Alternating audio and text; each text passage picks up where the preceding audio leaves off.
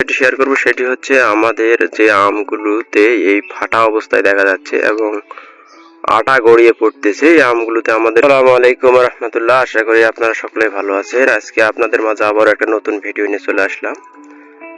আপনারা যারা আমাদের চ্যানেলে নতুন তারা অবশ্যই আমাদের চ্যানেলটি সাবস্ক্রাইব করে পাশে থাকবেন, আর যারা ইতিপূর্বে আমাদের চ্যানেলটি সাবস্ক্রাইব করেছেন তাদেরকে অসংখ্য ধন্যবাদ। আজকে আপনাদের মাঝে আমি যে বিষয়টি শেয়ার করব সেটি হচ্ছে আমাদের যে আমগুলোতে এই ফাটা অবস্থায় দেখা যাচ্ছে এবং আটা গড়িয়ে পড়তেছে এই আমগুলোতে আমাদের করণীয় কি, আমরা সেই বিষয়টি নিয়ে আজকে কথা বলবো। আপনারা শুরুতে শেষ পর্যন্ত ভিডিওটি কন্টিনিউ করবেন। আপনারা যদি একটু লক্ষ্য করেন তাহলে বুঝতে পারবেন, এখানে দেখতে পাচ্ছেন এই আমের গা দিয়ে আটা বের হচ্ছে। এটা আটা বের হওয়ার কারণটি হচ্ছে এখানে যে হপারের আক্রমণ করছে, হপারের আক্রমণ করার কারণে আমটাতে এখানে হুল মারা আছে। এখান থেকে হুল মারার কারণে আমের আটা এখান থেকে গড়িয়ে পড়তেছে। আমরা এই বিষয়টি অবশ্যই লক্ষ্য রাখবো। আর যে আমটি কিন্তু ফ্রেশ, এখানে উকুনের কোনো আক্রমণ ছিল না পূর্বে, সেই আমগুলোতে এই আক্রমণের সংখ্যাটা খুবই কম।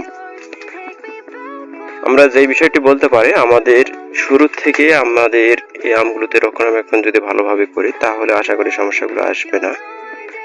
আর আপনারা দেখতে পাচ্ছেন এখানে আম ধরে রয়েছে 4টি, কিন্তু তার মধ্যে ছোট ছোট আম, সাইডকার আমগুলো কিন্তু নষ্ট হয়ে যাচ্ছে। এই নষ্ট হয়ে যাওয়ার কারণটি হচ্ছে এখানে বাগানে খুব রস নেই, রস না থাকার কারণে এই বাগানে এই সমস্যাগুলো আসতেছে। আর আরেকটা বিষয় লক্ষ্য রাখবেন, যে আমের গায়ে আম ঠেকে রাখলে এই সমস্যাগুলো বেশি হয়। বিশেষ করে এই যেমন দেখেন, এখান থেকে আমের গায়ে আম ঠেকে থাকার কারণে এখানে কিন্তু ফাংশন সৃষ্টি হচ্ছে, যার কারণে এখান থেকে পোকার আক্রমণটা বেশি হয়ে থাকে। এই জন্য আমরা এই বিষয়গুলো সতর্ক থাকবো।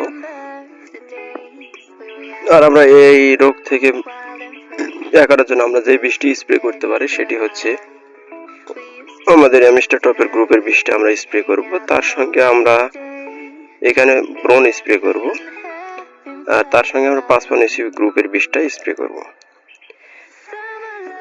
অ্যামিস্টার টপ গ্রুপের বীজটা হচ্ছে প্রতি লিটার পানিতে, অর্থাৎ 1 মিলি বিষ দিয়ে আপনি 3 লিটার পানি করতে পারবেন। আর ব্রোন আপনি প্রতি লিটার পানিতে 1/2 গ্রাম করে দিবেন।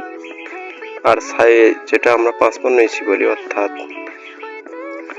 বিভিন্ন গ্রুপের যে 55 বীজটি রয়েছে, অর্থাৎ 505 অথবা 55 এই বীজটি আপনারা প্রতি লিটার পানিতে 1/2 মিলিগ্রাম করে ব্যবহার করবেন।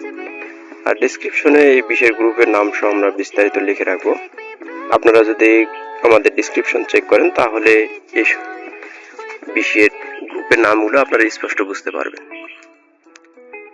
এই ছিল আজকের ভিডিও। আজকের ভিডিওটা আমি লম্বা করতেছি না। যাদের বাগানে দেখতে পাচ্ছেন মাটিতে কোনো রস নেই, তাদের যদি পানি দেওয়ার ব্যবস্থা বা সেচ দেওয়ার ব্যবস্থা থাকে তাহলে আপনারা অবশ্যই বাগানটিকে সেচ দিবেন। বাগানটি সেচ দিলে আপনাদের আম, যে ছোট আমগুলো রয়েছে সেগুলো দ্রুত বড় হবে। আমি আবারও বলতেছি, যারা আমাদের চ্যানেল নতুন তারা অবশ্যই চ্যানেলটি সাবস্ক্রাইব করে পাশে থাকবেন, আর যারা ইতিপূর্বে সাবস্ক্রাইব করেছেন তাদেরকে অসংখ্য ধন্যবাদ। আসসালামু আলাইকুম।